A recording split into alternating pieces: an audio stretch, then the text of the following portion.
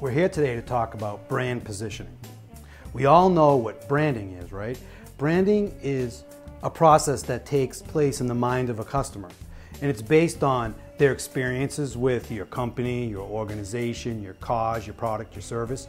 It's also influenced, as a lot of people have opinions about brands based on what other people have told them. And in a day and age when we talk about social media having so much impact on branding, now they're telling us that we can't even control our own branding because now it's controlled by all these social networks, okay? Here's a way that you can take some of that branding power back. It's called brand positioning. And I look at brand positioning in three ways. One is premier, one is preemptive, and the other is price.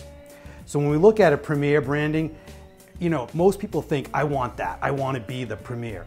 But there can only usually be one premier player within any market. So if we look at the car rental market, for instance, Hertz, okay, I use them as an example because their slogan is, we're number one, because they're literally the number one in the marketplace. Now, if you were to compete and you said, okay, I want to be like Hertz, I want to be the next premier, you know, car rental company, what you'd need to do is you'd need to build an organization bigger than Hertz. So if that was the case, you could then claim we're now number one. From a marketing perspective though, there's lots of money to be made and customers to be served in areas where Hertz can't be effective. And that's what Avis did. Avis was the number 2 car company, and what they did is they said, you know what? We're not as big as Hertz. We don't want to be as big as Hertz because at the size that we're at right now, what we can do better than Hertz is we can service the business class customer. And so what they did is they came up with the slogan, we try harder. And the idea behind we try harder obviously is inferred, we try harder than who? Hertz. But then it begs the question of how. And that question of how can then be answered through campaigns, through social media, through their website.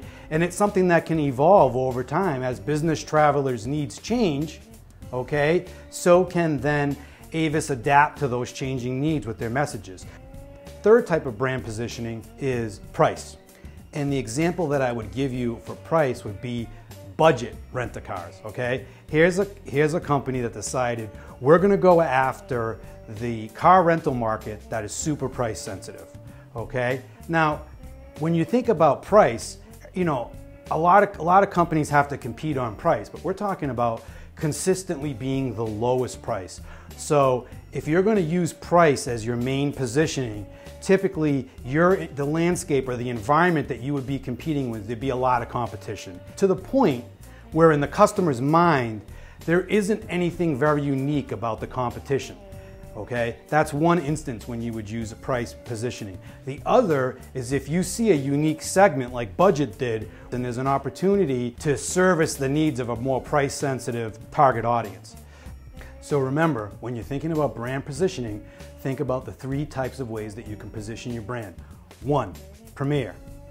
2, preemptive. 3, price. And make sure to visit our blog, www.contagiousideas.com. Read my full post on brand positioning. I'm going to include a special download for you to help you get started on positioning your brand. Make sure you leave comments, ask me questions. I love your questions and comments. And again, thanks for listening.